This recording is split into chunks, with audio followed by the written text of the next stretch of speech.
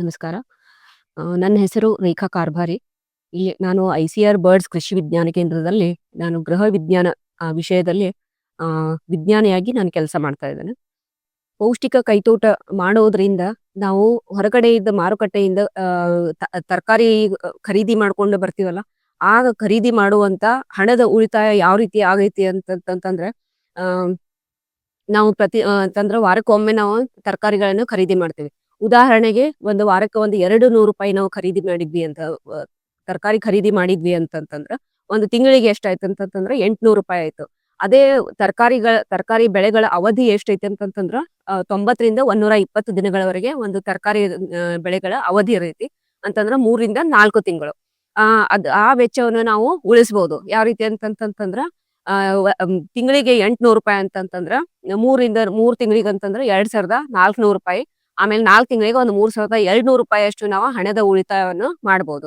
ಈ ತರಕಾರಿ ಮಾಡೋದ್ರಿಂದ ಇನ್ನೊಂದು ಲಾಭ ಏನಂತಂತಂದ್ರ, ಹೊರಗಡೆ ಮಾರುಕಟ್ಟೆಯಲ್ಲಿ ಸಿಗುವಂತ ತರಕಾರಿಗಳು ಏನಾಗೈತಿ, ಸಾಕಷ್ಟು ಅವರು ಟ್ರಾನ್ಸ್ಪೋರ್ಟೇಶನ್ ಅದು ಇದೆಲ್ಲ ಮಾಡಿ, ಆದ್ರೆ ನಾವು ಪೌಷ್ಟಿಕ ಕೈತೋಟ ಮಾಡೋದ್ರಿಂದ ನಮ್ಗ ತಾಜಾ ತರಕಾರಿಯನ್ನು ಸಿಗೈತಿ.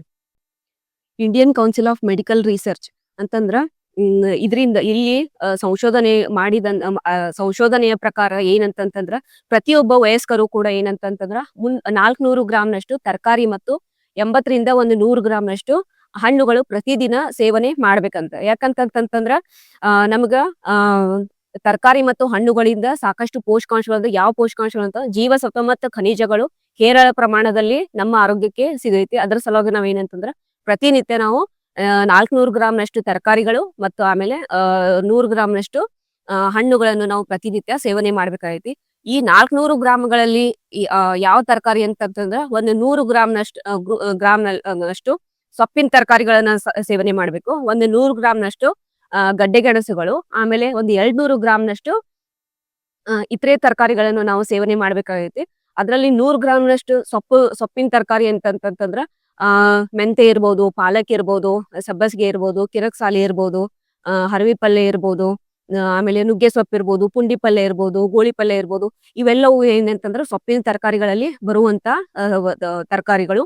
ಆಮೇಲೆ ಇಂದು ಒಂದು 100 ಗ್ರಾಂನಷ್ಟು ಅಂತಂತಂದ್ರ ಗಡ್ಡೆ ಗೆಣಸು ಬೀಟ್ರೂಟ್ ಆಗಿರ್ಬೋದು, ಈರುಳ್ಳಿ ಆಗಿರ್ಬೋದು, ಗಜ್ಜರಿ ಇರ್ಬೋದು, ಮೂಲಂಗಿ ಇರ್ಬೋದು, ನೋಲ್ಕೋಲ್ ಇರ್ಬೋದು, ಆಮೇಲೆ ಗೆಣಸು ಇರ್ಬೋದು. ಇವೆಲ್ಲವೂ ಕೂಡ ಏನಂತಂದ್ರ ಗಡ್ಡೆ ಗೆಣಸುಗಳಲ್ಲಿ ಬರೈತಿ.